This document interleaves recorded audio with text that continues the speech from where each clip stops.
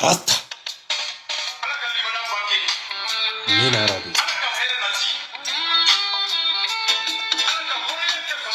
Amina.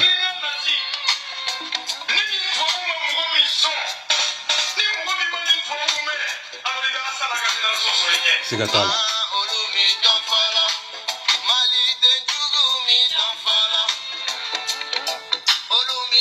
Lion de Lion.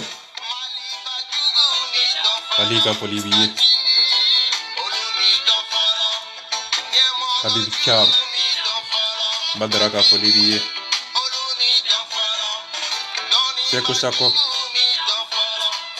Alika Polibiye. Dani de Paris.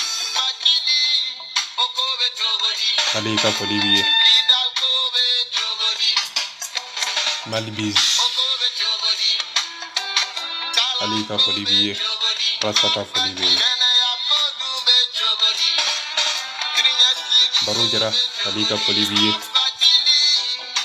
Jozon. Alaka Herekiye. Alaka Sini Kenadim. Nga Poliba Ubela Jerenya. Merci la femme bénie.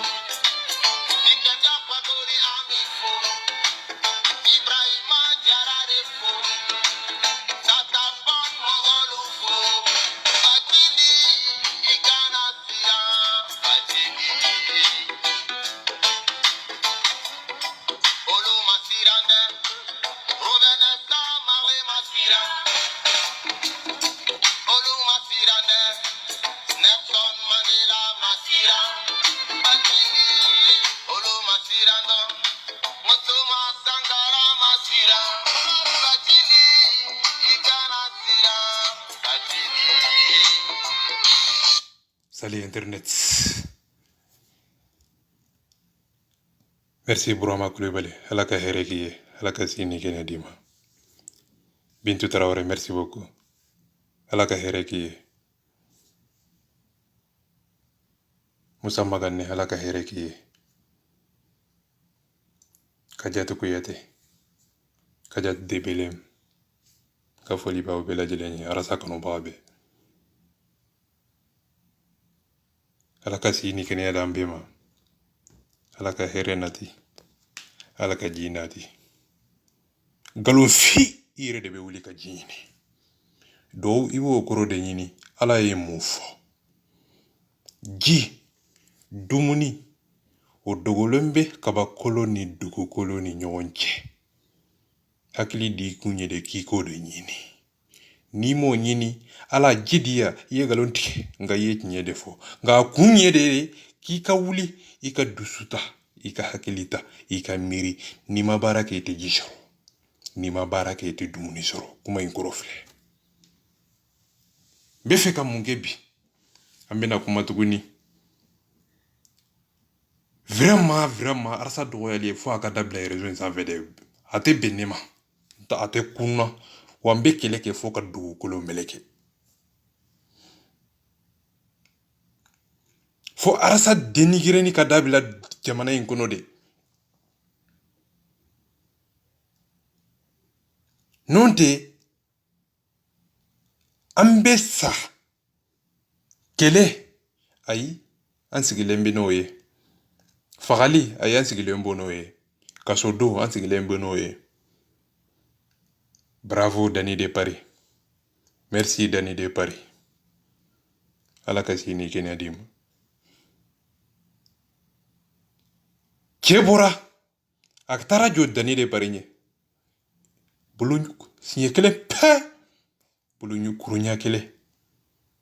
Tige nya kele billah agushi. Sinye kele pe. Ay sereke ke. Ay saka kasike. Ay wulu kasike. Ay mishi kasike. Sinye kele pe. A beni masache. E jama manisa. Kafa manisa. Atora mo joliye. Kele aube. Amma kube bila. Bafanya ube mi. Amma kubila. Kele. Bolunya kulunya kele. Ayi 1 siɲɛ fila tɛ sɔrɔ mɔgɔ si la dabarabaya la ye réseau sanfɛ o cɛ tɛ yen min bɛ se ka jɔ an ɲɛ hey a kuma an ye o datugu la kɛlɛ an y'a datugu la bɛn ni masa cɛ a ye dɔ kɛ banɛni na anw bɛ faso jɔ la faso kungo faso hɛrɛ o bɛ min Dani de pari ne bɛ bɔ kuma kɔnɔ ni yɔrɔ jumɛn ye Dani ka yɔrɔ la après n bɛna kulusi dɔ bɛn de sarawo la n bɛna mun de fɔ yɔrɔ in na tellement que kɛlɛ in foyi m'a diya n ye foyi ma kɛlɛ in foyi m'a to n bɛ kɛlɛ in partager foyi m'a to n ye kɛlɛ in kanu foyi m'a to n ye Dani kanu k'a da kun kelen kan kɛlɛ in diyara n ye kun kelen kama hali n'a sɔrɔ a ma bɛn kun kelen pewu ka taa i bɛ kala fo duguma Dani y'a bɛɛ de gosi a bɛɛ ni masa cɛ ka taa i bɛ kala fo dugukolo a y'a bɛɛ gosi mɔgɔ mɔgɔ b'a fɛ ka arasa sogo ɲimi nin ye a bɛɛ nin kɛra jahanama de a bɛɛ dusukolo la mɔgɔw ye dibasi de gosira dibasi ma gosi koyi aw m'a faamu ne ye fɛn min faamu kuma in kɔnɔ kɛlɛ in kɔnɔ konba in kɔnɔ dibasi ma gosi koyi maloya maloya la ilaha illallah subhanallah Dani c'est beau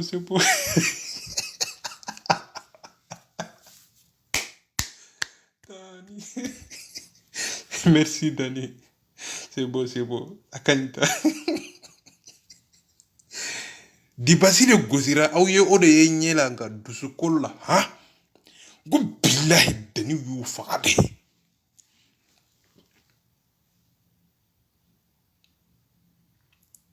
mɔgɔ mɔgɔ ko Dani a man ka gosi a kan ka gosi ayi ne b'i faamu koyi nka Dani n'i ye fɛn fɛn kɛ n'i ye kɛlɛ fɛn fɛn sɔrɔ kɔnɔ an b'a assumer hɔrɔntanya kɛnɛ kan wallahi billahi an b'a assumer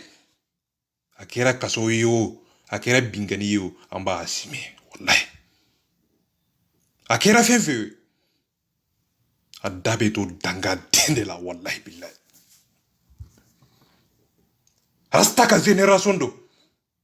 Dani ye nani a ye mburuja a ye nani munna i m'o fɔ n ye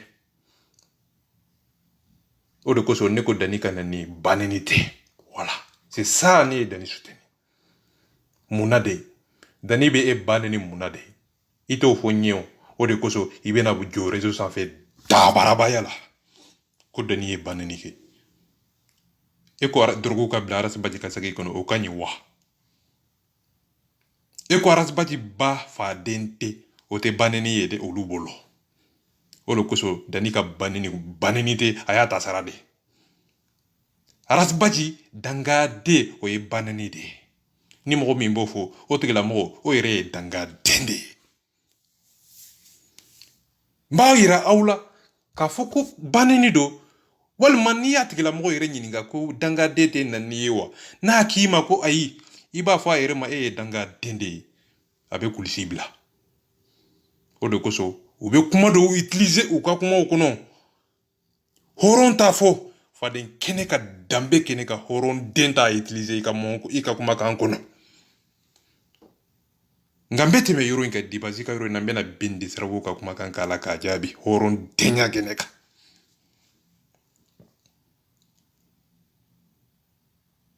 arasa ye mun fɔ u bɛ ka arasa attaquer k'a mango c'est à dire quoi u bɛ ka kuma dɔw fɔ arasa ma kabako don quoi a ye video dɔ sigi ko a bɛna arasibaci jaabi k'a bilasira a ka video kɔnɔ arasa ka mot kelen tɛ yen a sera ka mot kelen min déplacer wallahi billahi n bɛna video in kala n b'a bɛɛ jaabi bin de cerveau ka kumakan aw yɛrɛ b'a lamɛn a bɛ ka min fɔ ani baci ye min fɔ nkalon don walima tiɲɛ don nka bin de cerveau ye arasa jaabi munna de arasa ko a m'a fɔ ko faransi tɛ mali problème arasa m'o bɔ a da a m'o fɔ a ye jɔn de jaabi mɔgɔ minnu bɛ mali kɔnɔ suyɛnikɛla minnu bɛ yen zo minnu bɛ yen binganikɛla minnu bɛ yen mɔgɔ minnu dɛsɛra ka ekɔliso jɔ mɔgɔ minnu dɛsɛra ka sɔrɔdasiw ka kuma u ka hɔrɔnya u ka danbe mɔgɔ minnu ye sɔrɔdasiw ka danbe k'u ka dignité bɔrɔtɔ arasa ka kuma ka ɲɛsinlen bɛ olu de ma ko sonyɛni kɛra ni mɔgɔ min ye sonyɛni kɛ o man k'i da don fagali la mɔgɔ min ye nkalon tigɛ o man k'i da don hɔrɔn kuma na e cɛ a ye Basi ka kuma su sa mais a ye réalité a b'u ka kuma in kɔrɔ bɛɛ lajɛ ka sɛgɛsɛgɛ hɔrɔn denya kɔnɔ kanu kɔnɔ bonya kɔnɔ karama kɔnɔ a bɛna u ka nkalon jɔ o la yɔrɔ jumɛn a ye réalité u bɛ fɛ ka mun kɛ u b'a fɛ ka kuma dɔ de utiliser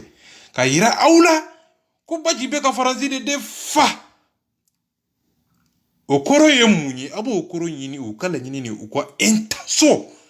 ani dalilu mun t'u bolo u bɛ nin kuma in utiliser dalilu mun t'u bolo ka nin kuma in kɛ k'u ka dalilu kɛ ka Basi lagosi k'a lanɔgɔ mais a ye réalité ni donna Basi ka kuma kɔnɔ mot kelen tɛ yen u sera ka mot min déplacer o mot tɛ yen a kuma tɛ yen que tɛ min sera ka Arasa ka kuma dɔ déplacer n b'a dalilu bɔ wallahi billahi a ka video bɛɛ a bɛ taa lamɛn Arasa ye mun kuma fɔ a ka grandosi sanfɛ kunu bi a ye mot jumɛn de utiliser k'a sɔrɔ mot in tɛ tiɲɛ ye sabula i b'a fɔ mɔgɔ ma i bɛ mɔgɔ kɛlɛ i b'a fɔ mɔgɔ ma ko a ye Faransi defa kumakan kan kumakan min ni nkalon don nka ni tiɲɛ don a ma Faransi defa dɛ a ye tiɲɛ de fɔ Basi a ye réalité ni Basi ka kuma bɛɛ lamɛn ka sɛgɛsɛgɛ ka hɔrɔndenya lajɛ Basi ye wulibali de da ye u tigɛ wulibali don que tɛ min bɛ se ka déplacer nka a ye réalité u tɛ se ka Basi ka kumakan in déplacer u bɛ don yɔrɔ jumɛn u bɛ don hakili kɔnɔ u bɛ mun fɔ mun fɛn min bɛ Basi yɛrɛ farikolo a nɛgɛma fɛn min tɛmɛna u yɛrɛ ni Basi cɛ u b'o olu de utiliser kuma kɔnɔ ka tila k'a fɔ kuma kɔnɔ ko Basi bɛ ka Faransi de defa nkalonfin bilahi mun kɛra a kɛra cogo di a daminɛna cogo di Basi ye mun jaabi a ye mun kuma fɔ a ye mun nkalon tigɛ a ye mun tiɲɛ fɔ ayi u t'o fɔ aw ye de u b'a fɔ de ko Faransi a bɛ ka Faransi de defa nka a ye Faransi defa kun jumɛn de la u t'o fɔ aw ye mun na de u b'a fɔ de n bɛna don a ka kuma yɛrɛ kɔnɔ n tɛ fɛ video ka janya n bɛna don bɛɛ n'i ka kuma kɔnɔ k'a bɛ décortiquer a ye mun fɔ a ka laɲini ye mun ye a bɛ ka mun fɔ est-ce que a ye Basi jaabi a ye réalité wa nka a ye video sigi Basi de kan n bɛna don a ka kuma kɔnɔ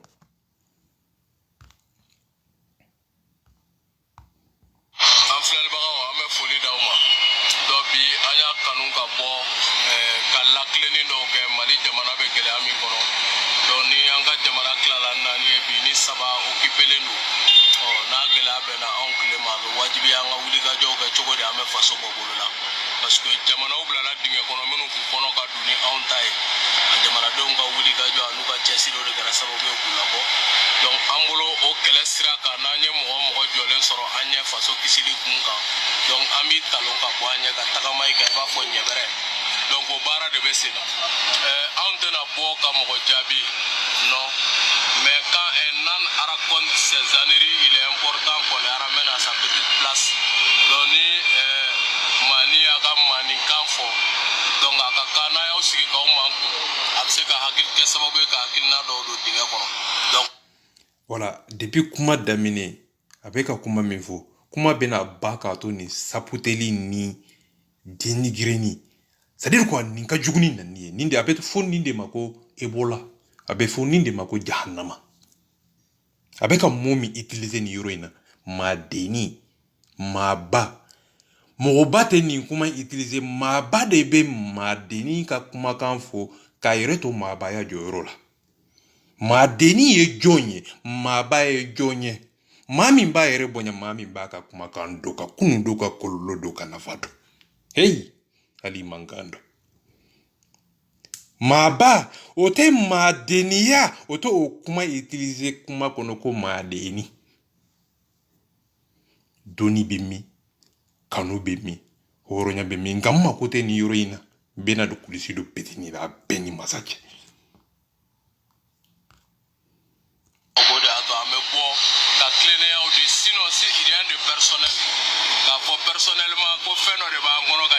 mogo de ma o tantambolo jongo la mais quand il s'agit de la patrie et que ni bora qui veut confusion porter mogo kungolo la donc là avec wajibi en feneka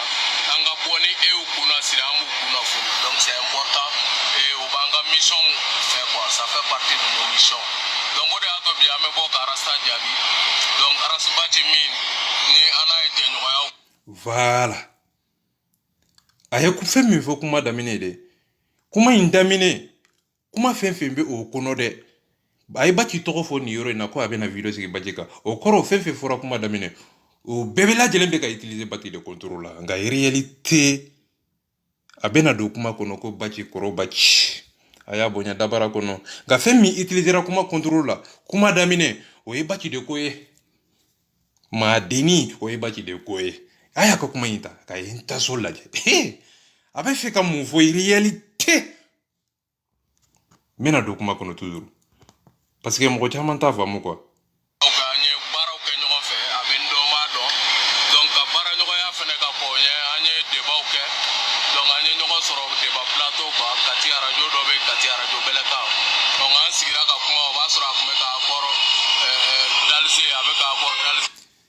A b'a fɛ ka mun fɔ a ye réalité video in bɛ a b'a fɛ ka Baci de jaabi mun na ko faransi ni mun ko u b'a fɛ ka jamana wɛrɛ nati faransi kɔnɔ n'o ye irisi ye Alasan bɛ fɛ ka mun fɔ n bɛna dalilu bɔ bilahi nin kelen kelen ninnu de bɔra ko vive faransi nana mun na fagali min bɛ ka kɛ faransi nana mun na sabula Kidali minɛna mais bi olu de bɛ k'a fɔ ko Kidali minɛna ko faransi de ye dabalibanko do wallahi bilahi a réalité a ye don hakili kɔnɔ mɔgɔ caman bɛ an ka kan yɛrɛ kɔnɔ u ye t'a dɔn bɛ min fɔ Allahumma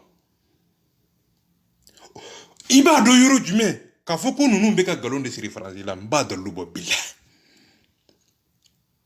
m'a fɔ faransi ma deli ka kojugu kɛ faransi ye kojugu min kɛ kunu o tɛ kiiri tɛ boli bi faransi ye Mali coloniser oui ayi o ma kɛ bi sa faransi nana mun na i b'o dɔn u nana k'a da lu da mun kan ko terrorisiw bɛ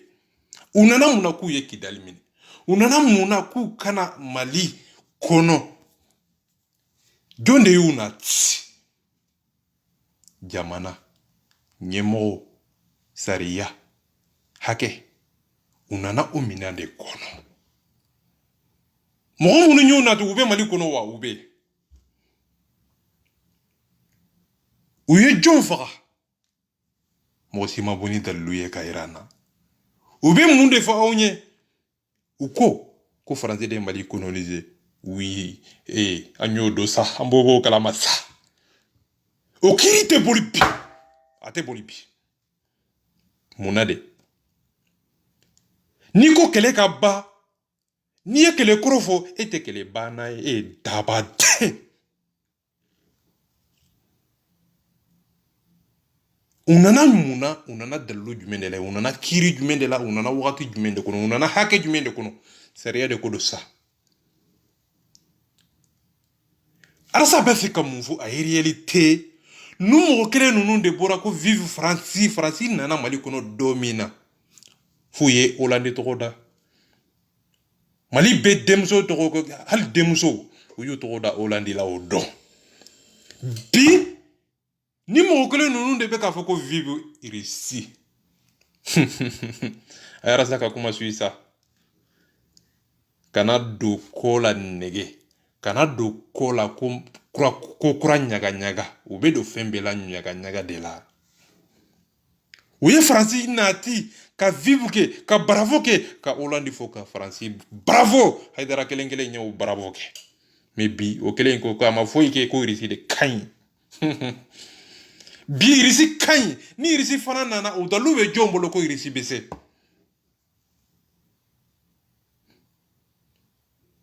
faransi bɛ yen u bɛ kun jumɛn de la o kun irisi fana bɛna kun jumɛn de la o tuma na aw irisi ko u bɛna fagali de la wa irisi ko u bɛna dalilu jumɛn de la u m'o dalilu fɔ aw ye nka irisi kɔni u bɛ ka fɔ dabara in de kɔnɔ mais u bɛna mun na e tubabu te do ko la tende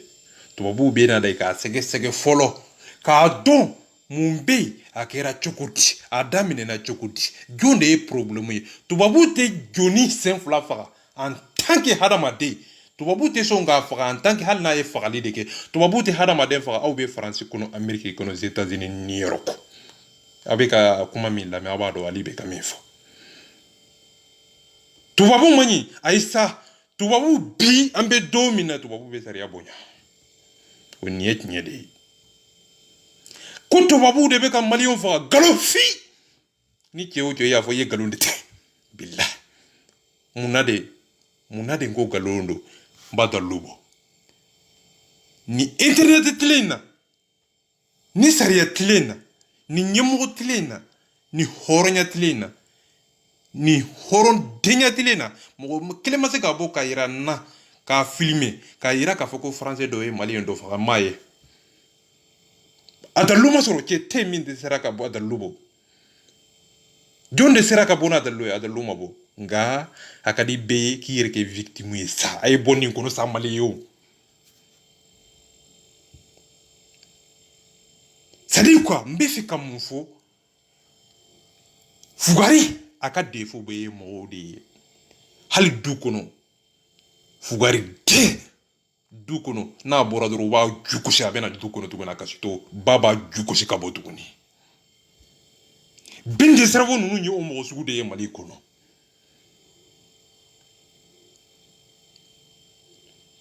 utanye faso ye utanye mosi ye ubabe de chie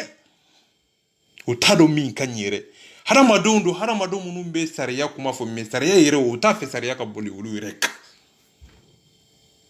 mohudo munu teso mohudo munu ba fo amanye ulu turo ne takanya uteso mosi tama ginye kono o mo sugudo o hakilna sugudo e bola o kuma kan yere bo de ira kwa fo imani ulu tade kan pour que ka ira ula ulu te fara mo ka o akade ulu ye mo de ka fara oluka me mina aka kuma kono nte fika do be kuma be kono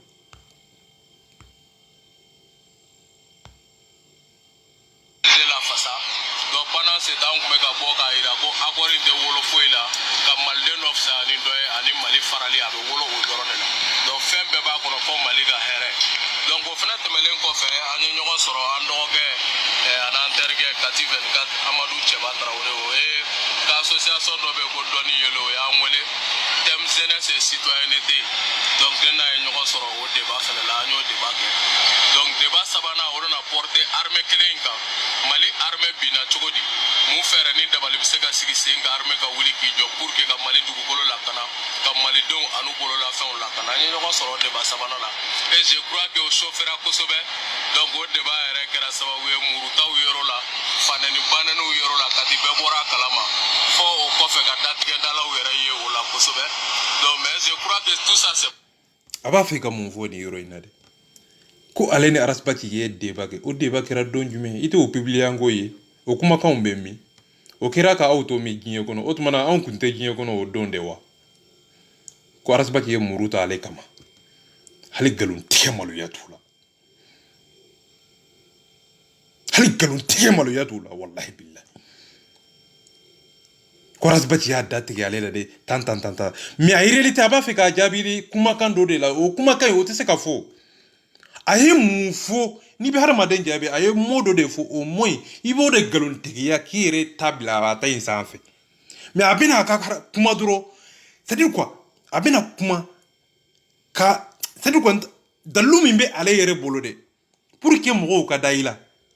ni mo galon tigiya ko galon ba bolo iba ka kuma ka inde fo ko galon fo no yo galon fo fe minye nye ibo faraka ola harama dum be nyen ni galondo ka bo nyona amase e ka foko nye be bolo amase e ka foko ye muruta yi kama amase e ka fo mo ma ko uyenni amase e ka fo mo ma ku yo udatre la amase e ko fo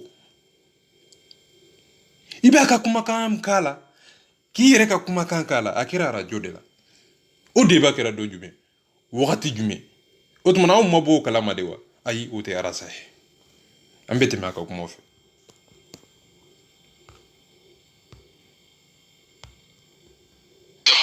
kan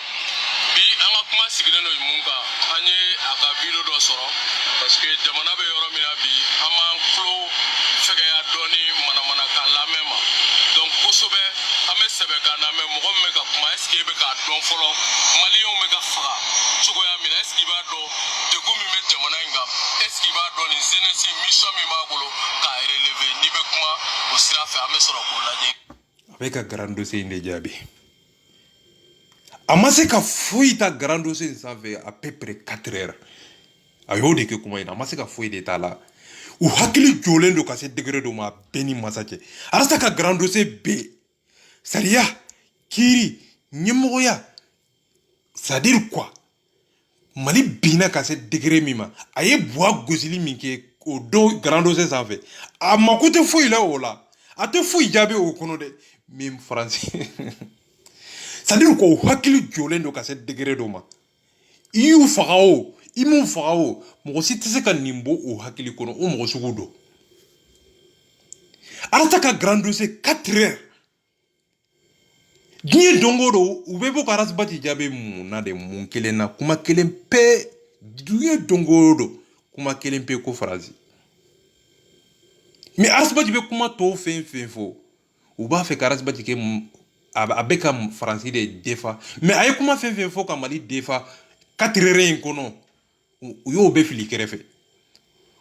A bɛ ka Mali defali min kɛ, ka sɔrɔdasiw defali min kɛ, ka fantanw defali min kɛ, olu bolo o tɛ fasojo ye quoi. Olu bolo komi Ben de Sarabo hakilima do, Badara Mankan do bɛ duniya d'i ma bi. Olu bolo i k'a fɔ ko a pas la France, o de ye Mali joli. A y'a ka hakilina ye, nin ye bebedeni de, nin ye le de. A b'a tiɲɛ, n'i y'a d'a ma k'a dilan, n'i y'a dilalen d'a ma a bɛ tila k'a tiɲɛ tuguni. C'est à dire quoi, nin ye le de ye quoi, le. Mais est-ce que Arasibati ko Faransi ye Mali problème de ye wa? Ou bien a ko Mali problème tɛ de wa? Arasibati ma fɛn fɔ Faransi ma fɔlɔ koyi. A ye nkalontigɛla ninnu de jaabi Mali kɔnɔ. Arasa ma kuma Faransi ka fɔlɔ dɛ. Nkalon do dɛ. Arasibati m'a fɔ ko Faransi n'o tɛ, a m'a fɔ k'u n'o do. A m'o fɔ fɔlɔ koyi. Wa Arasibati ma kuma ka ɲɛsin Faransi ma fɔlɔ. N b'a dalilu bɔ mun na de. A ye jɔn de jaabi, jɔn. A ye nkalontigɛla min jaabi dɛ. O nkalontigɛla ko nani dalilu ye sa. Ko fagali min dalilu b'i bolo. Faransi ye mɔgɔ minnu faga Mali kɔnɔ, k'o dalilu bɛ min o di yan. U dɛsɛra o de la. N'u dɛsɛra o la pour que a ka ɲinɛ o kɔ, u bɛ don yɔrɔ jumɛn? A bɛ ka Faransi de soutenir. A bɛ Faransi de kɔ. Faransi ye médaille d'a ma. Faransi ye fɛn d'a ma. Galonfi! I tɛ fɛ. N b'i fɛ, mais o kɔrɔ tɛ ko ka nkalon da mɔgɔw la. Walahi bilahi, n bɛ bɔ ni yɔrɔ jumɛn de ye? A b'u ka nkalon jɔ o la yɔrɔ jumɛn bilahi? Faransi man di n ye. Oui. Nka Faransi de ye n faga. Galonfi! O tuma na Faransi nana mun na dɛ? Fagali in kun bɛ yen de Faransi nana. An dɛsɛra de Faransi nana. U y'an faga de Faransi nana. An y'a bɛɛ suɲɛ de Faransi nana. U nana de. Ni Faransi fana dɛsɛra, ayi, a bɛ se ka fɔ cogoya wɛrɛ de la. Nka ani Faransi de nɔ don. Galonfi! Ni mɔgɔ t'a fɔ, Ali de b'a fɔ. Piyan! Bilahi. Ça fait Fugari ka défaut bɛ mɔgɔw de ye quoi. Farafinw jɔlen bɛ tellement que an tɛ se ka baara kɛ n'an yɛrɛ ka dɔnni ye, an tɛ se ka baara kɛ n'an yɛrɛ ka hakilina ye, an tɛ se ka baara kɛ n'an yɛrɛ ka kumakan ye, an tɛ se ka baara kɛ n'an yɛrɛ ka hakilina bɛɛ ye. Hali an ka défaut an b'a kɛ Faransiw de nɔ ye, an b'a kɛ tubabuw de nɔ ye, an b'a kɛ arabuw de nɔ ye. An ka défaut galonfi! Nin bɛɛ bɛ se ka kɛ Farafinw ye cogo di? Nin bɛɛ bɛ se ka kɛ tubabuw ye cogo di? Foyi de t'an yɛrɛ kunkolo kɔnɔ. N b'a dalilu bɔ mun na de? Mali ye mun de jɔ ni Faransi y'a ci? Mali ye écoliso jumɛn de jɔ ni Faransi y'a ci? O tɛ yen. Gitɔrɔn jumɛn de dara Maliyɛnw fɛ, ɲɛmɔgɔw fɛ, Ben de Sarabo yɛrɛ fɛ ni Faransi taara ci? O tɛ yen. O dalilu tɛ mɔgɔ bolo. Wa nkalon do koyi. Wa u bɛ ka kuma min fɔ Faransi ye mun kɛ? U bɛ don yɔrɔ jumɛn? Ko Faransi ye mun de kɛ? U bɛ don depuis 1990. O kiiri tɛ boli bi. la génération de Rasta o kiri te bole anw ka bi o sariya te bole anw ka bi wa anw tɛmɛna o tuma ka koyi an bɛ dɔn jumɛn de kɔnɔ an bɛ wagati jumɛn de kɔnɔ o ye bi hakili sariya kiri ɲɛmɔgɔ ka siɲɛtiri i b'i ka siɲɛtiri bonya de i b'i ka hakɛ bonya de nka a kun ye mun ye faransi bɛ n fɛ o bɛ kɛ cogo di ɲɛmɔgɔ ɲuman o bɛ sɔrɔ cogo di ben de sarabɔ tun bɛ min élection wagati a b'a ka galon jɔ la yɔrɔ daba de a yɛrɛ ko a ko kuma in kɔnɔ ko ni irisi nana ko olu bɛ wuli gouvernement nɔfɛ o la sabula olu sigilen bɛ a t'a dɔn quoi a sigilen bɛ ko ni irisi nana de olu bɛ wuli ka ɲɛsin gouvernement ma n ko n sara de quoi wallahi billahi olu sigilen bɛ sunɔgɔ la dabarabaya la dumuni ba la musoko la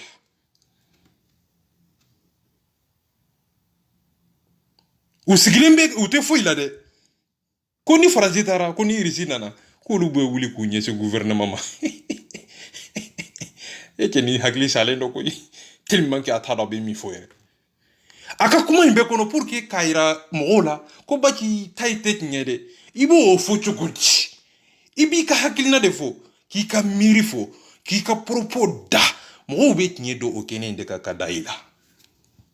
mais u bɛna ni certains humains de arisa ye bese ta a ye muru ta a ye bese ta an kama dalutanya n bɛna don a ka kuma kɔnɔ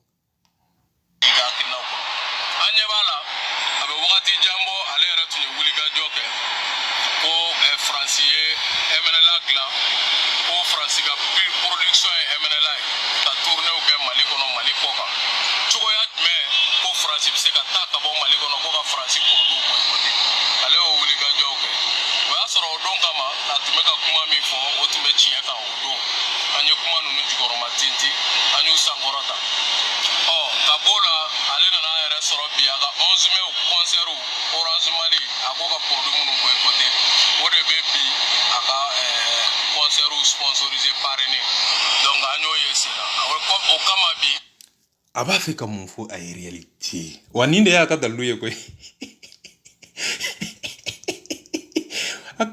a bɛ ka kuma fɛn fɛn munumunu dɛ nin de y'a ka dalilu in ɲɛ minɛ dalilu min b'a bolo dɛ preuve min b'a bolo dɛ la ilaha illallah preuve min b'a ka saki kɔnɔ dɛ faransi ka preuve min b'a bolo dɛ o de ye nin ye sabula diɲɛ don ko don ni y'a lamɛn n bɛ nin de sɔrɔ kuma in kɔnɔ arasi Baki faransi de bɛ k'a ka émission o de b'a filmer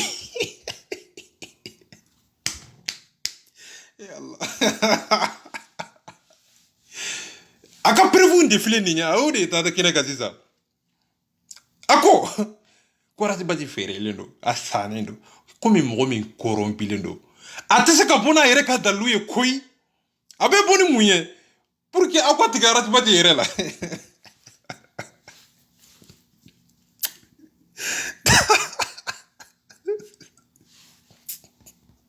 n bɛ tɛmɛ a fɛ n bɛ sa de koyi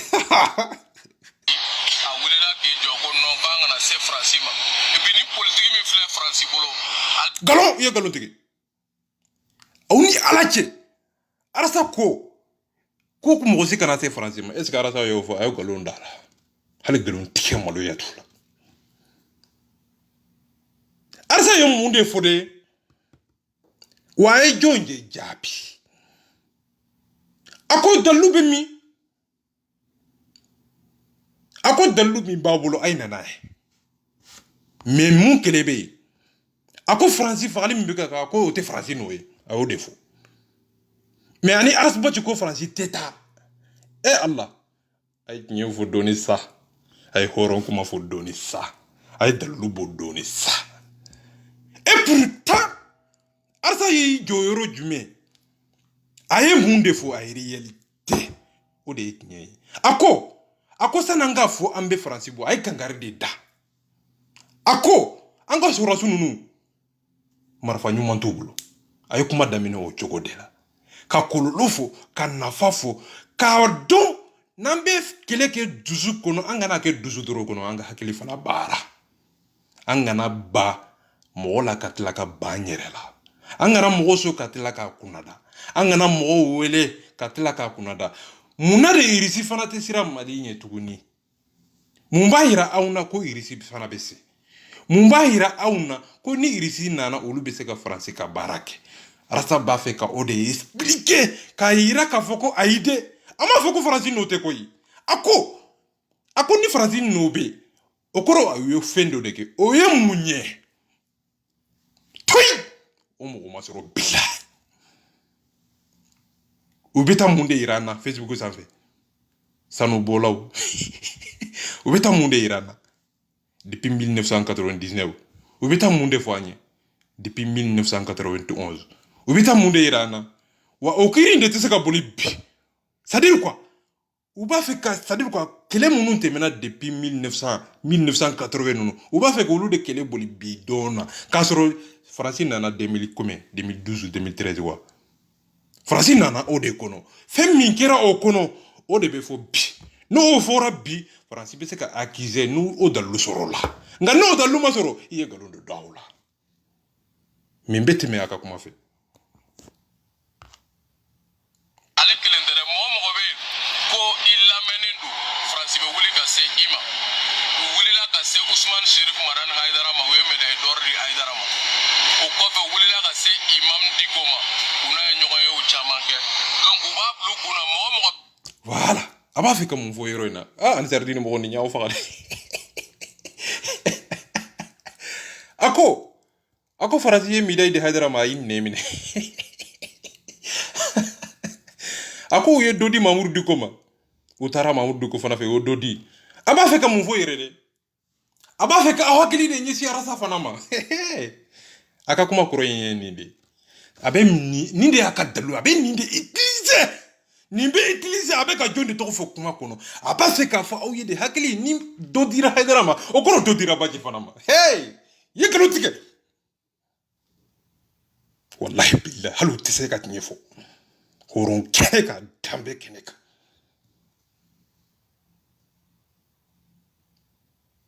Bati beka kuma mifo. Ibe o galon defo. Nga beka Francis juteni oye trop tinyede. O desien. Bedo aka kuma kono. Obe kebe se ka faso jama la wuli ko ka nyesi uma olu yara bolo ni e Francine nyinga arasa be o mogo do fe mais Voilà. on te jugula ko mogo de Aya confirmer héroïne. Utemalo, hali utemalo. Olu koso. Ngo kauto jugu ya kofe, kauto kafiri ya kofe, kauto galon kofe. Wallahi utese bajila. Granduse 4 heures. Amaseka kuma fuita kono. Kuma minye galonye. Docteur Sobe dila chogo di sa.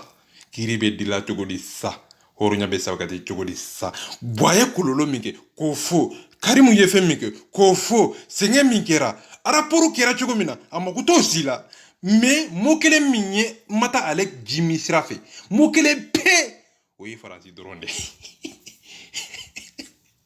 Oh Allah. Nino ko dunia balela. Allah.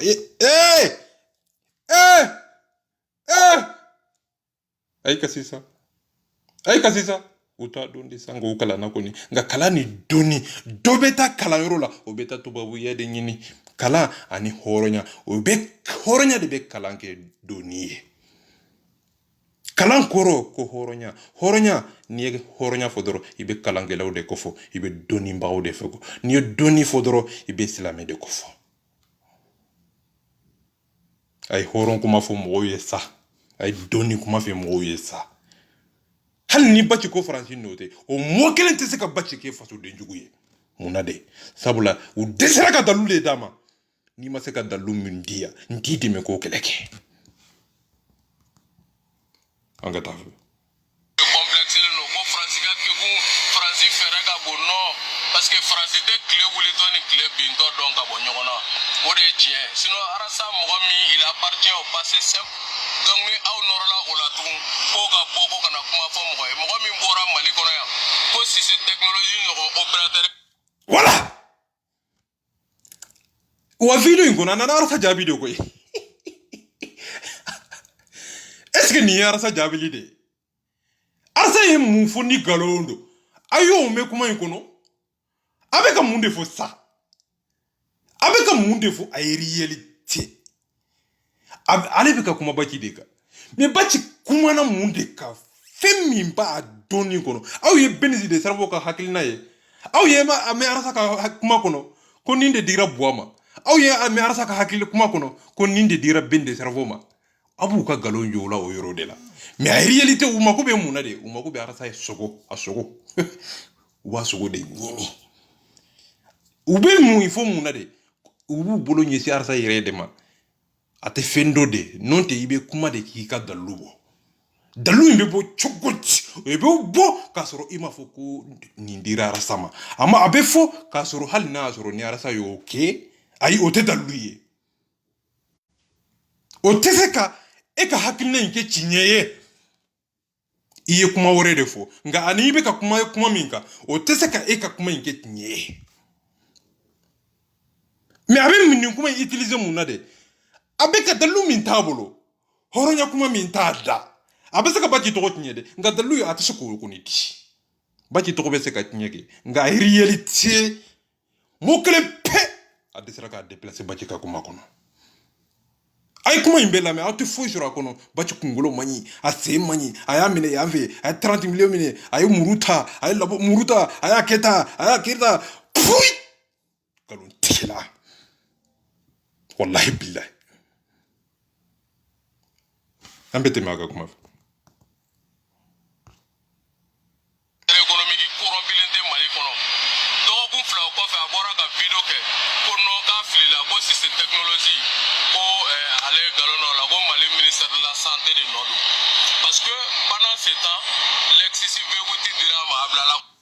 abeka yoro mi fa ay galoti bachi burani si c'est tokonezi ka dossier de o dessin dossier fla mo fla de togodo o mo fla bachi fla de ka foko si c'est technologie bachi bora ko de tinyefo ka yira ka foko aide ko ne de filila horon keneka abora ko tinye de fo ka yira ka foko ay ko ade de filila ko karasado ay mo were to foko de do ni bachi kunnana ka yira ka foko si c'est technologie ko alete na ma mo wore to fo o koro bachi ye complice ke mais bachi nana ay mo wore to utiliser kuma ikono ka foko ulu filla to dem ay ta bachi ka video bila ni onye bachi su samba do ay mi fo quoi afilila to de la ka foko si c'est technologie nunu ye message chama ka lettre chama ka yira ka foko ulute wa et pourtant ute koy ben de servo to fa wiyo mais aben ni fo munade ka yira awla doro ko bati ka kuma kanye fula de aka kuma ka unte nyomi na ba fe ko def kalofi nyete mais aben ni be utiliser munade ka français la gauche karasa la gauche et que nous hakili jole no sa ambita fe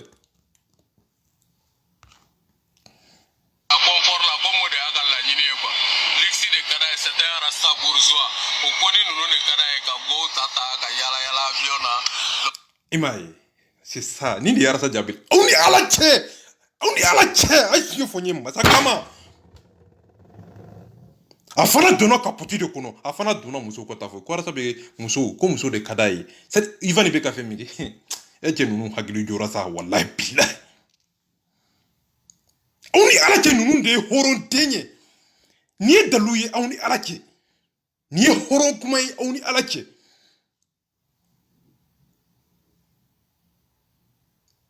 Ko arasa ye kumana fransika aye kuma do de fo au moins abi video be la ma te fo sur akono arasa ye mun fo ni galondo abi na mun de fo de yire directement arasa ya keta aya donta aye muso keta aya keta au ni ala na kira ni mbese ka arasa ka kuma yike galonye wa arasa ba ko fransika ni OK mais ani mu aye muso te ke nunu be nyokonye sira la yere wa est-ce que nunu be nyokonye sira la mais akunye muye amma kube aw yere de ka hakilla sabula aw de mo bawe bete maka kuma fe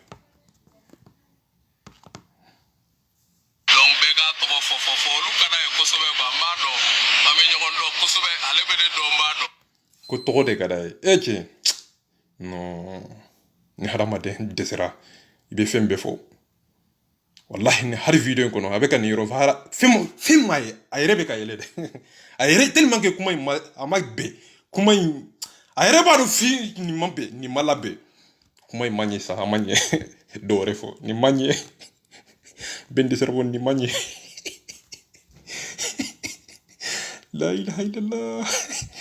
arsa ma tɔgɔ sɔrɔ wa a ye tiɲɛ fɔ n ye tɔgɔ b'a la wa sanga b'a la wa hɔrɔnya b'a la wa ala bɛ lamɛn wa ni tɔgɔ dɔ o cɛ tɛ mali kɔnɔ ne i bɛ arasa sanfɛ tɔgɔ la o sɔrɔ la sa e fana nkalontigɛ dabila sa e yɛrɛ b'a dɔn arasa depuis arasa bɔra kaso kɔnɔ don min fo o cɛ tɛ mali kɔnɔ di b'a sanfɛ a tɛ hali bi ko o de bɛ tɔgɔ ɲini na e cɛ k'u dɛsɛra koyi buwa dɛsɛra dɛ buwa ma dɛsɛra ben de cerveau yɛrɛ de dɛsɛra wallahi dɛsɛra nin de ye dalilu ye nin de ye ka preuve ye faransi kan k'i ka bɔ ni faransi dalilu ye u ye tɔɲɔ min kɛ u ye fagali min kɛ u ye problème min kɛ mali kɔnɔ an b'a fɔ ko 1990 sa bi depuis 2012 fo bi mun kɛ u ye mun kɛ a kɔnɔ u tɛ se k'o fɔ aw ye o n'i ko mɔgɔ ma ko a ye kojugu kɛ a ye kojugu jumɛn de kɛ i b'o fɔ de nka u t'o fɔ aw ye de o a ba la France daba tiɲɛ aba u bɛ ka taa faamaw se nɛmu élection kɛra diɲɛ bɛɛ jɔlen ɲɛna nin kun bɛ min mana kan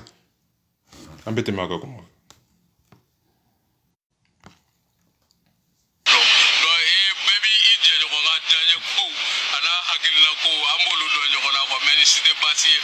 sisan anw ye min fɔ dɔrɔn an ko gerebu dugu bɛ yala palani fabaliya don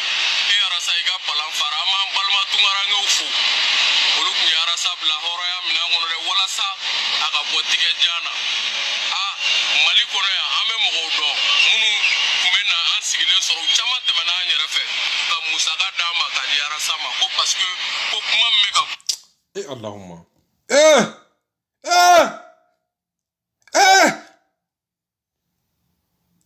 mali mɔgɔ kalalen dɔ de bɛ ka kuma mɔgɔw fɛ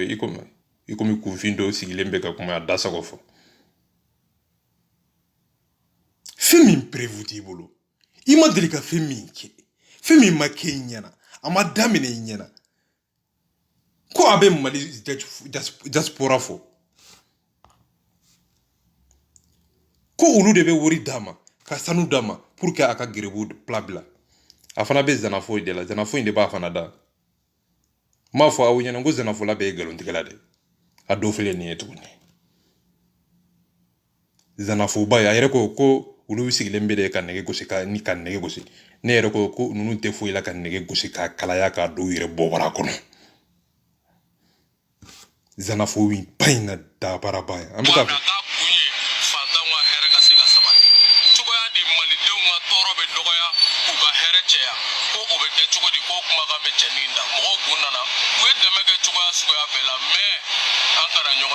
sanu jɔlɔkɔ don fali kana cɛ o t'a bɔ faliya la o de nana kɛ tan malheureusement ce garçon est décevant ni petini a bɔra ka faso jama bɛɛ jigi waro ka génération kunturu ka espoir o de ta k'o de bafuye o de kɛra tan donc c'est pourquoi n'an bɔra ka jaabi mɔgɔ ko tɛ idéologiquement e ye kuma dɔ fɔ fasoko kan an bɛ bɔ k'o jaabi dɔw b'a fɔ bɛɛ nin t'i ka taabolo ye an bɛ dɔɔni nin mais o tɛ o n'i ye nkalon fɔ surtout ka bɔ wagati min faransi densɛbɛw bɛ ka bɔ ko faransi de bɛ ka na mali ci a ka ambassadeur kɔrɔw faransi y'a ka ambassadeur dɔ wuli ka bɔ ambassadeur la ka kɛɲɛ ni a ye u bɛ ka politiki min ta ka ɲɛsin mali la yan donc Christian Uruye o la a ye mun de fɔ a ye réalité a ye mun de fɔ a ye mun de faamu kuma in kɔnɔ ne yɛrɛ bɛ se k'a fɔ faransi de ye mali ci faransi de ye mali problème ye faransi ale de bɛ ka minɛ ka sen minɛ ka sen siri ka haidara ka minɛ ka siri ka harasa ka minɛ ka siri ka malika ka minɛ ka siri ka buye ka minɛ ka siri Manamanaka.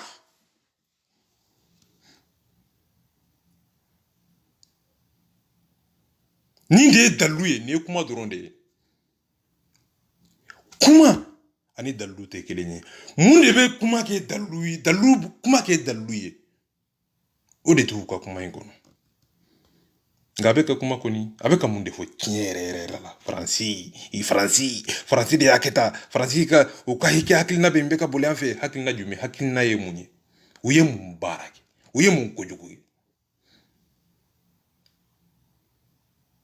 Ambete maga kuma fe.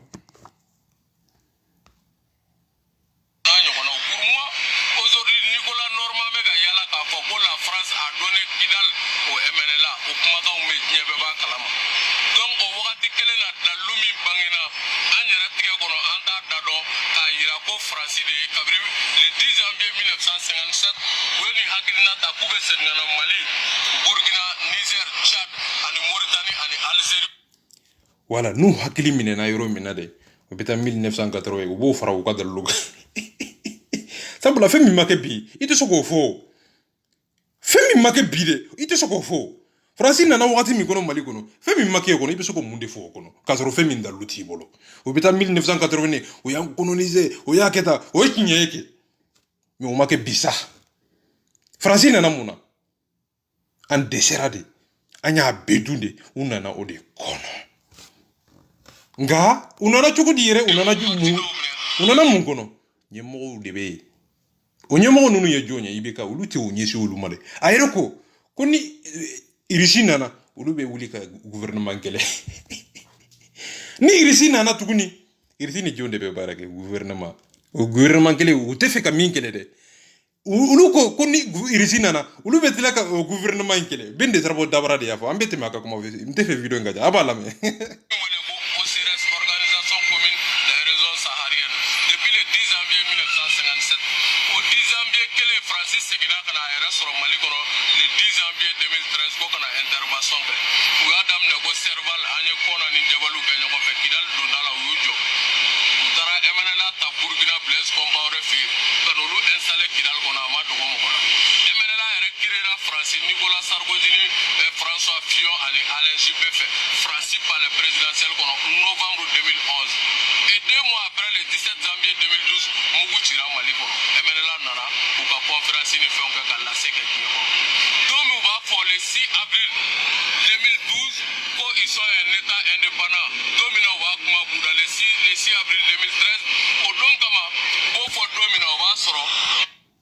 abeka ni kuma mifo dalu bala wa akira chukudi pour que aka do ka fo ni kuma nyerete nyemba dalubo terrorisme tumbe kidale depuis wadi jume ube Mali kono depuis tan jume ndo kono terrorisme nunu be Mali kono depuis Modibo Keïta Modibo yukele ka dese Musa yukele ka dese nga bi o de ko France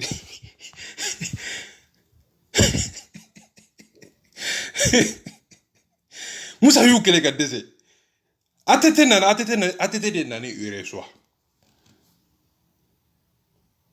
utumbe Mali kono de muka fanga basoro yere atete yu kelenku ureswa ukembe ka rasaka ukembe ka uye lahidu mita uni atete ke uyo lahidu de détourner ka ba arsa atete ka daluma terrorisme ka kogo uka fanga yere soro okera atete telende la nindi kinye nga Franci beseka fenke eka jamana kono chuko dike eka nyemo to eka jamana kono otmana ulute bo kalama ekeni aradari jumende ba ale bolo no ote Mali nyemo bolo okoro ni nyemo Mali nyemo ni aradatu ulu bolo ka fenye ni bende serabo mo deni mo fitini ndeyo oye Mali nyemo moye Mali gouvernement maye opposant mo oye bende serabo kilendo yo oye okoro Francis Souko sani Mali gouvernement ikanga jongele nuno fulala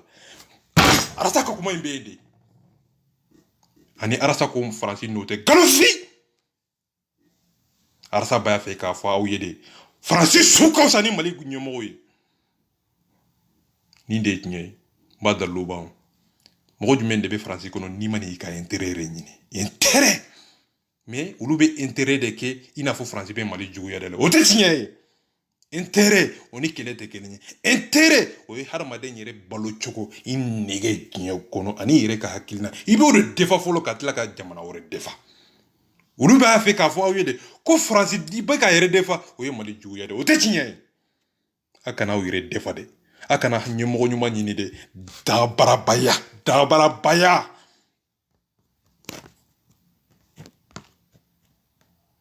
u sigilen don faransi dugukolo de sanfɛ faransi plateau sanfɛ France 24 donc pour nous an t'a dɔn an bɛ mun sɔrɔ tuguni ko dalula ka dilan nin kan hali minnu kun tɛ ka se k'a faamu voilà a y'a bɛɛ confirmer nin yɔrɔ in a ye kuma fɛn fɛn fɔ nin kɔnɔ dɛ a ko a t'a dɔn a bɛna dalilu fɛn fɛn sɔrɔ k'a fara nin kan dalilu t'a bolo koyi nka a bɛ ka débat ɲini ara sanfɛ nin bɛ se ka débat kɛ ni ara sanfɛ o ni ala cɛ a yɛrɛ ko olu t'a dɔn u bɛ fɛn min fara nin dalilu kan a ye kuma fɛn fɛn fɔ kuma in kɔnɔ dɛ ko walasa sen ka ja a bolo ka ja mamudu ko y'a minɛ ta hayidara y'a kɛ ta a kɛra cogo di u bɛ dalilu 150 ni 250 fɛn minnu ma kɛ san kelen o ma kɛ waati kelen o ma kɛ don kelen u bɛ olu bɛɛ de fara ɲɔgɔn kan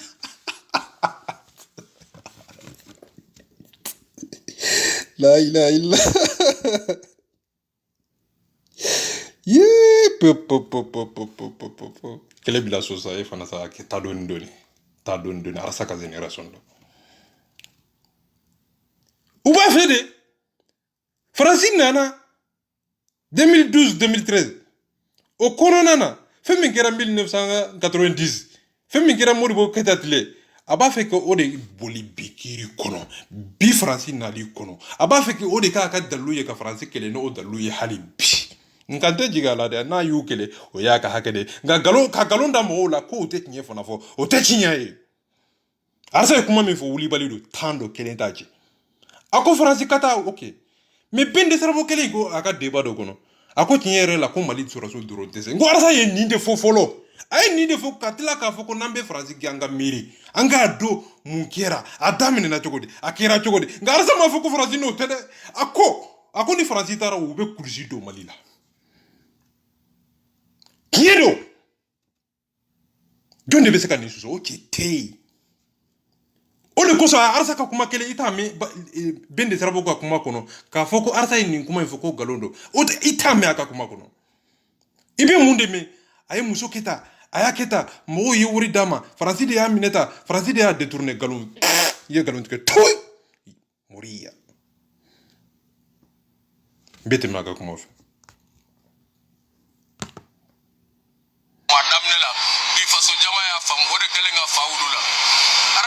réflexion limitera yɔrɔ jumɛn m'aw hakili lajigin a tun ko fɔlɔ a ka communication na ko ni faransi bloquera ko ni faransi an ye faransi gɛn ko solution ye mun ye k'an bɛɛ bɛ boli ko ka taa kure mali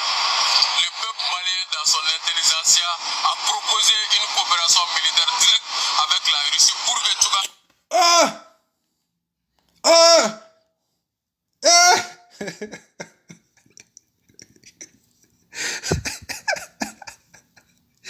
fɛn min ma kɛ yɛrɛ mais fɛn min ma kɛ yɛrɛ fɛn min o t'a dɔn mɔgɔ fɛ irisi bɛ na wa u tɛ na wa irisi bɛ se wa o dalilu si t'i bolo irisi bɛ na mun kama a m'o si fɔ aw ye irisi bɛ na cogo di a m'o si fɔ aw ɲɛna nka ko olu ye proposition kɛ olu ye baara kɛ pour que irisi bɛ se ka na ka faransi remplacer u ni jɔn de bɛnna kan ko faransi bɛ taa jɔn n bɛ fɛ ka mun fɔ a bɛ taa baarabaya de la kɛlɛ bɛ daminɛ yɔrɔ jumɛn arasa jɔlen bɛ yen de ɲɛmɔgɔ jugu minnu bɛ yen de zon minnu bɛ yen de olu de bɛ se ka jamana boli k'a sɔrɔ bɛrɛ ma ta k'a sɔrɔ a ma fɔ dabara kɔnɔ biki hakili i bɛ kɛ k'a signé dɔrɔn faransi a ye taa i bɛ ka de kɛlɛ i bɛ ka bɛ biki signé ko faransi a ye taa mais olu de mako t'o la o kɛlɛ bɛ daminɛ yɔrɔ jumɛn u mako t'o de la u bɛ kunfinya baara ni lagalagatoya baara min tɛ arasa faamu yɛrɛ quoi n b'a dalilu bɔ munna de a ko irisi ninnu de bɔra ka bravo kɛ faransi ko 2012 o ma kɛ diɲɛ bɛ aw ni ala cɛ a ma kɛ wa irisi fana natɔ vivre ici ni dabarabaya ni hypocrisie. C'est-à-dire quoi ni nous devons mali kono quoi. Uta conséquence lajɛ uta nafa lajɛ uta do be min fɔ u be sini ka tiɲɛ te ka tiɲɛ ni de ye doni kuma ye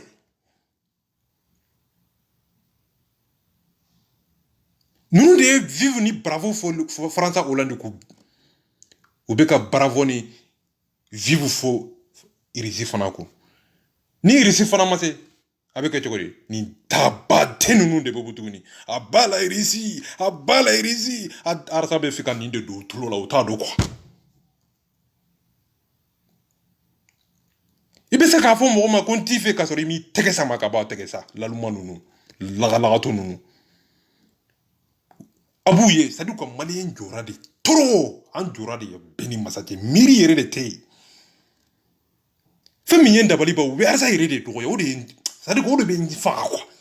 u tɛ se k'ale réfléchir u yɛrɛ ma n'u ma arasa tɔgɔ utiliser u t'a fɛ nka u tɛ se ka kuma n'u ma tɔgɔ arasa tɛ kuma u kan a t'u tɔgɔ fɔ a t'u dɔn mais u tɛ se ka kuma n'u ma tɔgɔ utiliser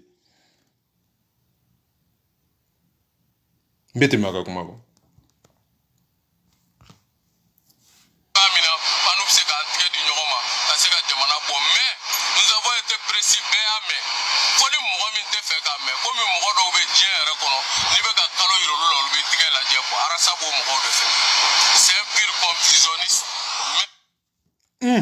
Hala temalo a yɛrɛ sa ka solo ka ɲɛlɛma a ko n'i ye tile yira lagalagatɔ la a b'a fɔ ko lanpan dɔ a y'o de yɛlɛma a diyara i ye o a ma diya i ye o arasa ka kuma ninnu i bɛ segin o de kan hali n'i y'a yɛlɛma n'i y'a yɛlɛma an b'a dɔn i tulo la a fɔ a cogoya la sa o de ka ɲi a bɛnnen bɛ o de la a bɛnnen t'i da a ko n'i ye tile yira kunfin na lagalagatɔ la hasidi la n'i ye tile yira la a b'a fɔ ko lanpan don a y'o de yɛlɛma k'a k'a yɛrɛ sago ye an ka taa fɛ.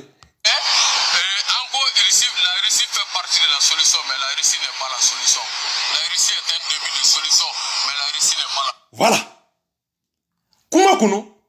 a ko olu ye proposition min kɛ a ko irisi pour que faransi u bɛna bila faransi nɔ la mais bi sisan kuma in kɔnɔ dɛ kuma kelen in kɔnɔ dɛ a ko olu m'a fɔ ko irisi ye solution ye mais ale yɛrɛ ko k'olu ye proposition kɛ ko irisi bɛna bila faransi nɔ la hey nkalon filɛ a ka nkalon filɛ walahi bilahi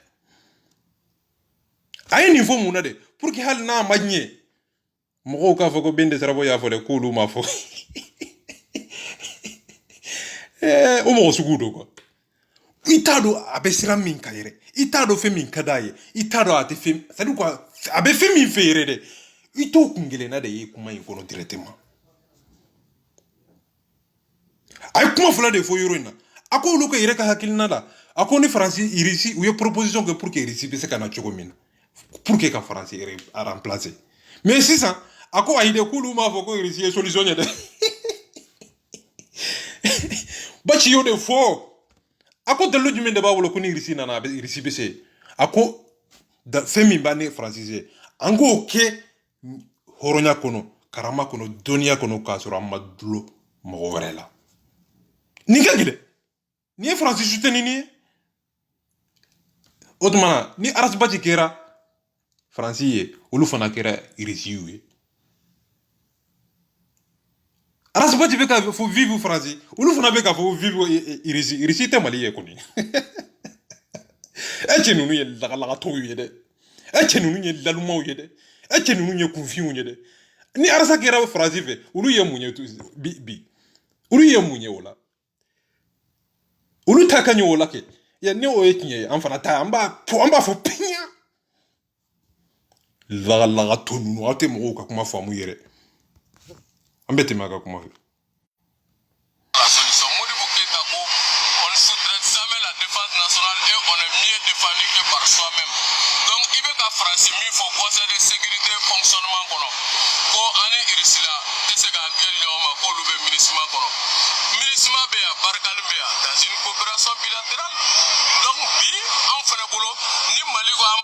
A ye kuma kelen de jaabi arasa ka kuma in kɔnɔ ni yɔrɔnin wa hali an b'a fɔ nkalon dɔ ko wa e pourtant tiɲɛ don koyi tiɲɛ la Faransi Irisi Europe jamana bɛɛ lajɛlen u bɛ baara kɛ ɲɔgɔn fɛ de a tɛ se ka fɔ galon don ala ta ye tiɲɛ yɛrɛ de fɔ mais a nana jaabi depuis kuma daminɛ fo kuma bɛ na ban i tɛ foyi sɔrɔ a kɔnɔ a bɛ se k'a fɔ arasa ye nin galon in de tigɛ a tɛ se mais a bɛ na jɔ de dɔrɔn a bɛ ka Faransi de soutenir mais ale yɛrɛ bɛ k'a fɔ ko vive Irisi Allahumma ne hakili la danga ten bɛna jɔ de ko vive Mali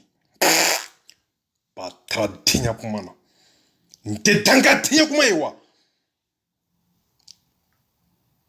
ni arasa ko vive Faransi k'a sɔrɔ galon don e ko e y'o galon da la mais e yɛrɛ bɛ k'a fɔ ko vive Irisi o tɛ Mali ye kɔni o kɔni tɛ Mali ye o ye tubabu de ye danga tɛ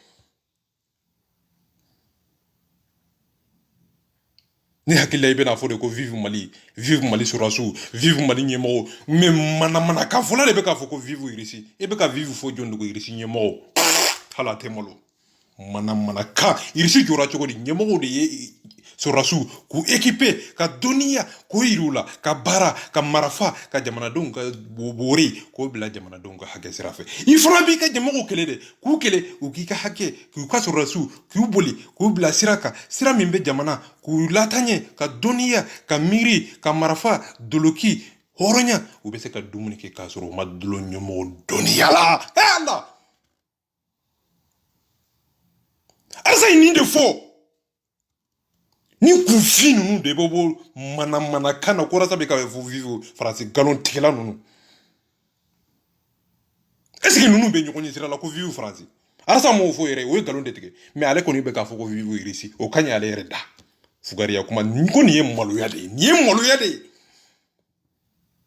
et pourtant ko o de y'ale ka proposition ye a tirala k'a fɔ kuma kelen in kɔnɔ tuguni ko ayi dɛ k'olu m'a fɔ ko Irisi ye solution ye de fɛn min tɛ solution ye e bɛ ka mɔgɔ wɛrɛ lagosi k'o ka taa a yɛrɛ ko Mali yɛrɛ sɔrɔsiw tɛ se n'u tɛ se n'i ye Faransi lata an bɛ kɛ cogo di mana kan an bɛ tɛmɛ a fɛ an b'an ɲɛsin Irisi la fɛnɛ ma ka coopération bilatérale kɛ ka Faransi ka coopération casser an bɛ ka pression kɛ autorités kan o de la et c'est pourquoi le peuple est debout aujourd'hui de Kayi à Kidal le peuple est debout dans la diaspora tout le monde a compris an bɛ maliyɛnw fo u ka wulikajɔ la bɛɛ y'a dɔn bi ko jugu ye Faransi ye wa ko Faransi ka cidenw Musa Tarawele Alpha Umaru Amadu Tumani Ture Ibrahim Boubacar Keita bi olu bɛɛ lajɛlen mɔgɔw wulila olu de kama soit Faransi ka taa ni mɔgɔ min jɔ ani Faransi tagali cɛ an bɛ tagama i kan komi ɲɛbɛrɛ k'i ta k'i bila cabinet kɔnɔna na donc o baara min bɛ sen na n'o wulikajɔ kɛra anw bɛ k'o de fɔ ne fana ko n bɛ nin cours de droit nin d'a ma relation internationale don komi a tɛ nin dɔn donc n ko Allah ko a ye nin de ye kuru ye ne filɛ ka kulusi don i la hali n ma taa kalanyɔrɔ la ko ale ni arasa bɛ débat aw ni ala cɛ nin bɛ se ka ne minɛ ne Ali Badara n kalila masala ni ma minɛ ala kana barika don na n ma kalan yɛrɛ n t'a dɔn a bɛ sɛbɛn cogo min na nka bilahi n b'a minɛ a bɛɛ ni masa cɛ n bɛ a ka kuma ban ka bɔ kuma kɔnɔ ni yɔrɔ jumɛn a b'a ka kuma laban a bɛ nkalon juguba dɔ tigɛ yɔrɔ in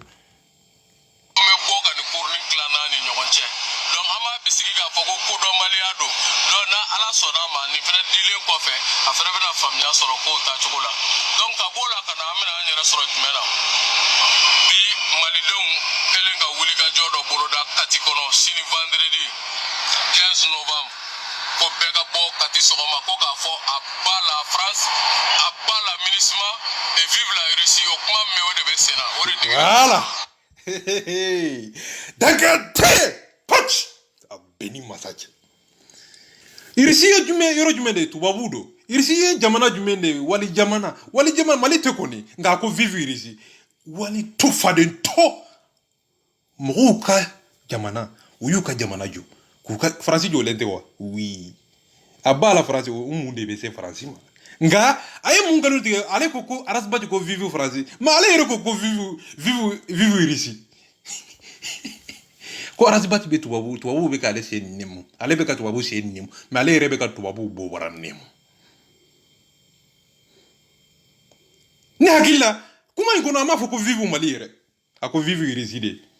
ngarasa be kam Mali defa grando se safe mais arasa ko mu kanga nyire ka nyemo kele warasa ubese ka jamana jo nu ye jamana jo ubese rasu ube wori duma ko lakana ka hake so rasu ube miri u yere ka doni kono ka so ma miri ni nyemo ka doni arasa yi nindo fo warasa taraka so kono ninde kama wa arasa kele nyesile mbe nyemo de ma wa en tant que no de make kana dawn ga fo ko vive résider o dabarabaya nunu o fugariya kuma o mana kan o be ninde fo awiyo ko vive résider ngo o ye ninde fo français de pas daminer mun de ba ira on ko nu mogolan kolo nunu te botuguni ko abala iris pourquoi sabula ulu tado tubabu ye fe minye kwa ulu bolo tubabu ye de ka kinye doro ulu bolo sabula o tado be fe min fo sabula o mabo sabula o te kinye kalama nga o be tubabu kan ko ni fo nga tubabu ka o yere te kala nye ko tubabu kan beta bara de ke wala sa abese ka balo anaka dimbaya nga ulu bolo bara te fo yo sabula tubabu bolo bara de dunia ulu bolo wori tigiya o de soro ye soro o ye horonya de sa hey bi kulisi doni na billah wa okuma kele malion wule no go jo ante sigi fa ka sabati sini vendredi kele à partir de 15h monument de l'indépendance là malion wule no go jo ko aba la France aba la ministre et vive la Russie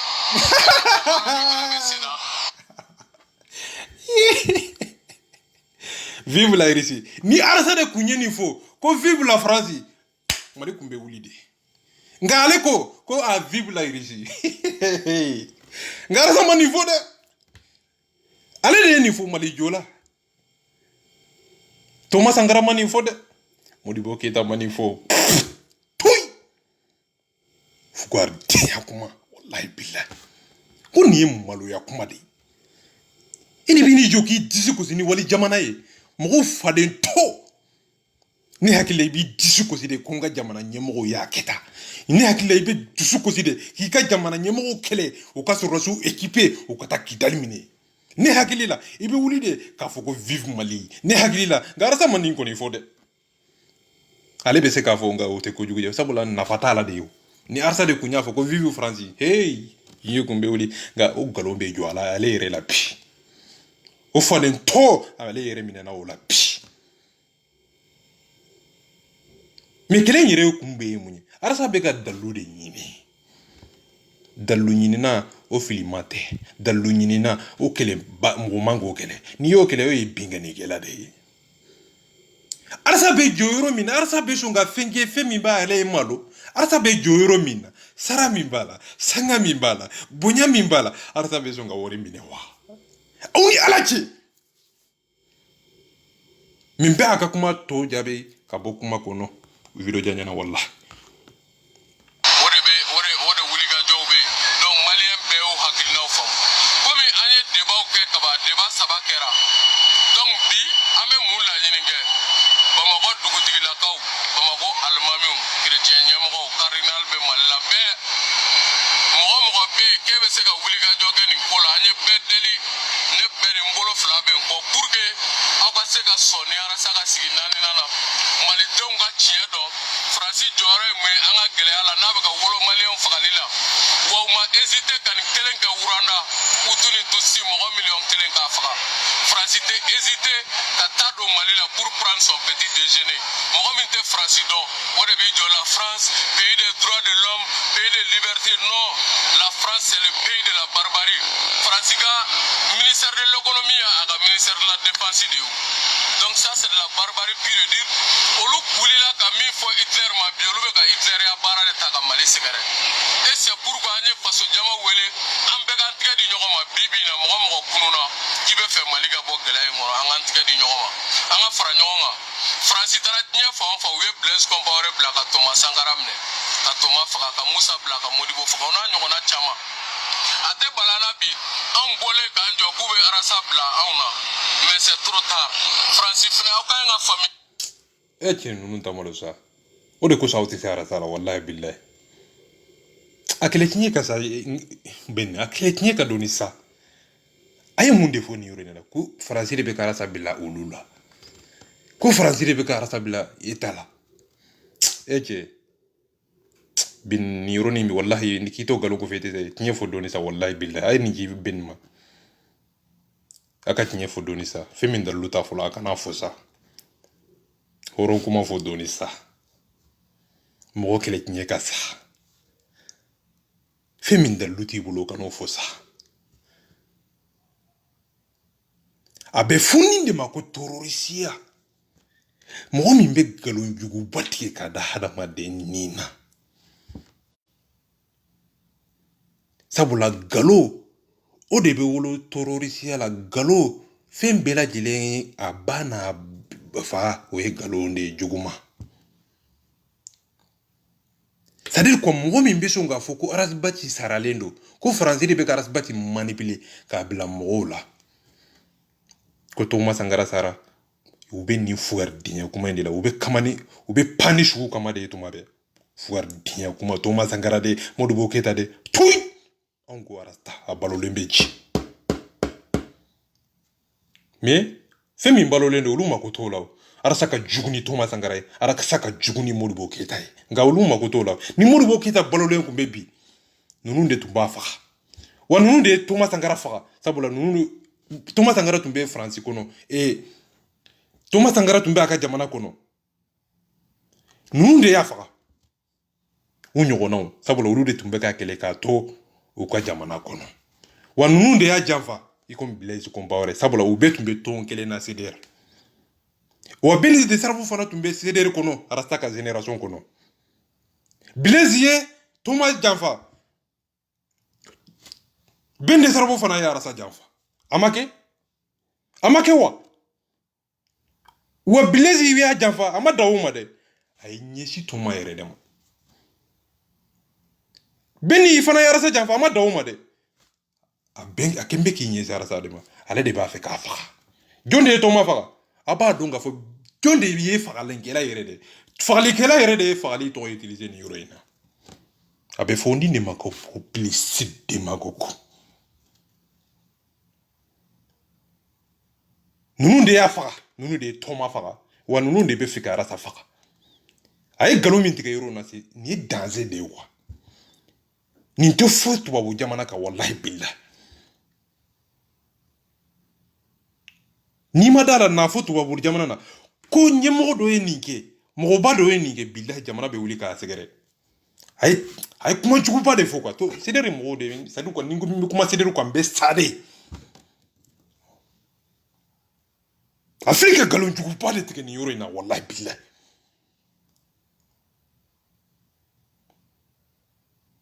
kutu babu de be ka rasa tara ka nyesi uluma pour que ka uluka kele boycotté pour que ka fra ça dit quoi ngu billah ka ba ko ay kuma inkuro nyini ka do quoi ni de ka da lui ko français mu de ke unyini garo de la anana de ko français de be ka tara de français de adonda de malay ko vive ici no do ne rebe se ka fo onyo ko fe ema e ici de be ka tara est-ce que ni da lui wa ni rebe se ka fo doro ko sabula e ko vive ici ni fra be se ni singa écran ko fe dabara bayala ka fo ko bende sarabo ici de ba be ka bla arasala be se ko fo ni ka gelewa ni te da lui c'est-à-dire ko ube kuma de ko bebedeni iko me robo ni pili ka kono ni carte mi maroka kono aba c'est-à-dire ko ube takasake ay to ko video be la mais ni de ba kono ito fouille ito fouille sur kono wallahi billah ni de jamana joye ni de faso joye ni de mali joli ku ka mali kuma fo e ka faso ko kuma fo ibena jonya na ko arasta kika mali kuma fonye ika surasu ka hake uka dunia ika sarira fonye ibena jonyo ko warasa ka kufula ku mo de adam eche nunu te malosa mbe bol kuma kono yoro jumi abaka kuma to laje papa nunu binendo wallahi billahi yati ka donc foko arasa ka dogo encore c'est le peuple malien qui est debout et en même temps aga plan famiyana ka jankele da dongo do ka fenkele mine jandala ka kikunya desa be ka femi mine o de ka nalondo donc pour nous anye bewele be ki tige di nyoma anga bo mali dembe faon fabi be ka wuli on avait pensé que arasa be mali ko kelela antama ja ayi fona soro ibe ya do jambe yoro mina de ja iba fe ka mun fo ne hakili la ja in to isa ni ye baara k'i yɛrɛ ye en tant que k'i to nin da baraba ye na n'i ma baara kɛ nin jan kelen in i bɛ to a kɔnɔ sabula i t'a dɔn fɛn min ye ja in yɛrɛ ye ja in ye mun ye fo i k'o de ɲɛɲini ka dɔn arasa bɛ k'o ja in de fɔ i ye ko o ja in o ye mali fanga in yɛrɛ de ye nka e tɛ ja in yɛrɛ dɔn e bɛ ka ja in tɔgɔ utiliser k'a sɔrɔ i ɲɛ t'a la i t'a dɔn fɛn sugu min don o ja in ye mali ɲɛmɔgɔw de ye.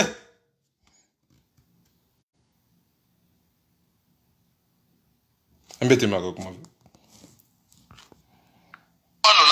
c'est pourquoi Sékou Touré dit que l'homme est un inconnu et donc au kuma de kunu ame boko fo mais donc va fo mo janfa ke mo ni ke mais le temps était meilleur juste wakati la bianya do arasa e joy pour que abase ka do arasa ere mo suya mi aka maski de bina akuni yere ke ba koroni ngolo da ere ka surugudo ni divido na avec kele saraka ngabi yele mbora de surugudo na et les masques sont tombés donc anga me bo kani cour de relations internationales ni di arasama comme mo deni de bo aga mo deni akono donc on tabale ko be ka malien fo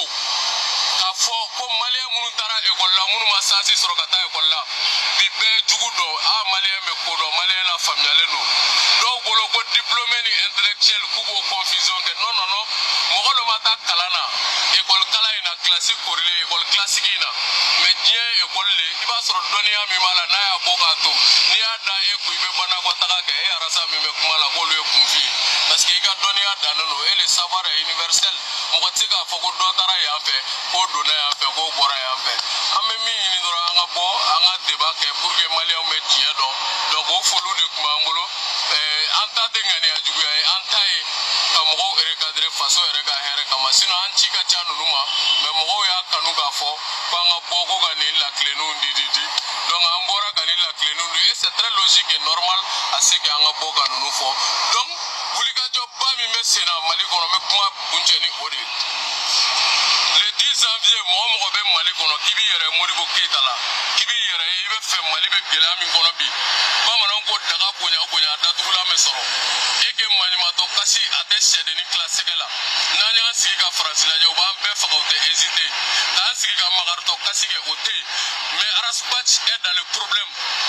posera tout de ale bode kono nous sommes dans la solution c'est pourquoi on se gagne ame bo tout de ame go de fo ama ambina kono tuga mina lui il est dans ça donc ame be wole le 10 janvier le peuple va donner la première réponse na nyoko soro français ambassade dans le 10 janvier 2027 après l'intervention française au Mali au dona français ambassadeur français force étrangère moumia ni français kelen ki dogo ko fe ko ministre ma ko fe ore français ka politique mo ga moumia no be français ka bara la nga dirigeant mbola ani e arasbachi mi iko ko français de problème ko ibeka do après ni nana bi ko ibeka mo me ibeka déstabiliser ko be fe ka malichi do igara français ka chien berger c'est comme ni mo be do so kono wuru be wochi do igara ibeka ka chien de garde ibo kule mina bini prenendo kunu ko révision constitutionnelle mimbe bini bo jeli bayala parce que c'est un projet français et au projet ne bela que ça we ka malichi donc pour nous le peuple a compris ton petit jeu et ça ne marchera plus donc le 10 janvier activiste fitinou no arasa we résumé système journaliste munugla ou infiltrana ku keba fandodo du nouveau français ka soldo là pour que ngaye nye la dogi révolutionnaire qui soutient à 1000% la politique occidentale contre l'Afrique, la politique d'expropriation, la politique de néocolonialisme, de colonisation et d'esclavagisme pour soutenir Madel Gaïdiakono. Maintenant, pour tromper l'apparence, c'est un confusionniste fait en toute sincérité. Sékou Touré Kungoloba Kana, Modibo Keita Kungoloba Disi. Aye munde fo ay réalité nyere la ay munde fo arasa ka kuma la ko arasa e galon dege nga bora ka arasa de jabe aka kuma be ay munde so le kuma ikono ko aye kuma fo ko arasbati ye kuma do fo ko galondo aw yome video nya be de je koy aka video be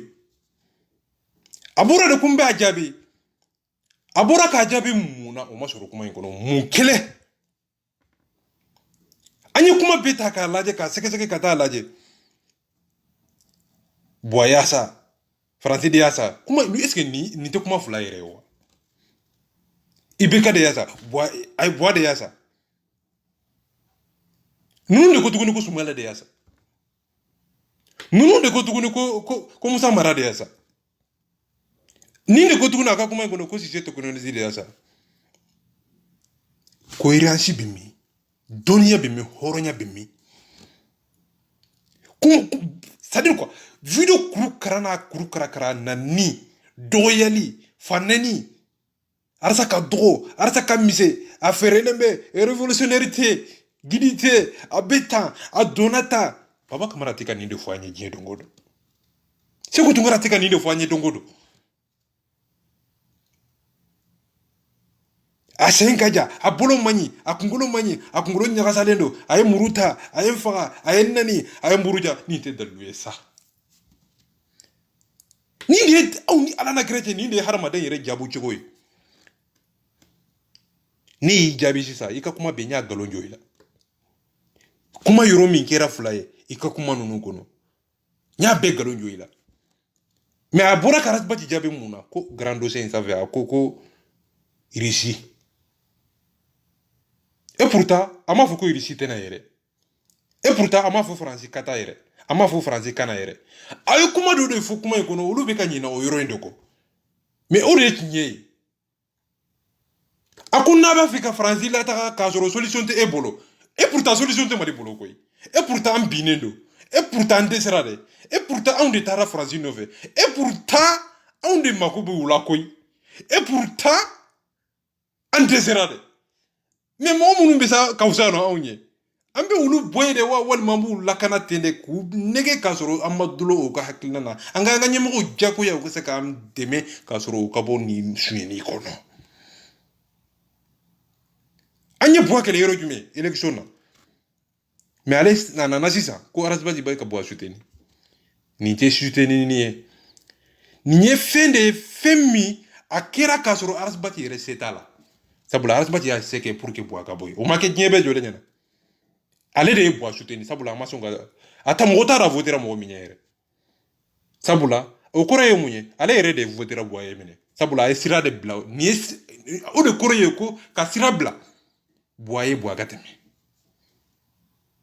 mo mi votera ani mo mi ma voter mo mi votera olu ani mogo min ma voté olu be kelenye okoro ye munye mogo min be fangana de abe ko de soutenir mais atese ka fo na ya fo aba fe ka fendo de garder ka ira ka fo ko ale ma voté ko ke toye ko sanga galonde de boîte meni de kadaye atese ko de fo mogo yo kuma ige galonde de sabula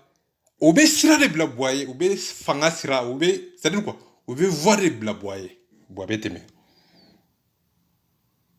hal ni mo kelendo nambe bokuma kono no yoro jume ha bele atote c'est beau akanyite atote ibu fakad akanyite base koma ite molo halibi ede jolembe $600 mi iya kofo halibi $600 amma ko bala de ka do lusro de iko abe mali gouvernement mali fanga ambassade yes $600 de mali nyemogoma seder nyemogoma seku sakoma mali fe nyemogo fe tumbe ako nyemogo fe taraye ako $300 o de duro kelen be yela jelema telefula okro $600 bas koma boko da ludama boko horonya fanye boko dalu dama sa horon kuma fanye sa basi koma nye joli yambe ka boki ka nye dama ite saka galon fanye ite saka nye fanye ite tanye ite saka ko ngaye mo kele galon ka koni iko horon kuma fo nye ni nin jore ila wo ikingi yɛrɛ faga de walima i k'i jeli fermer wallahu wa tous merci beaucoup video janyana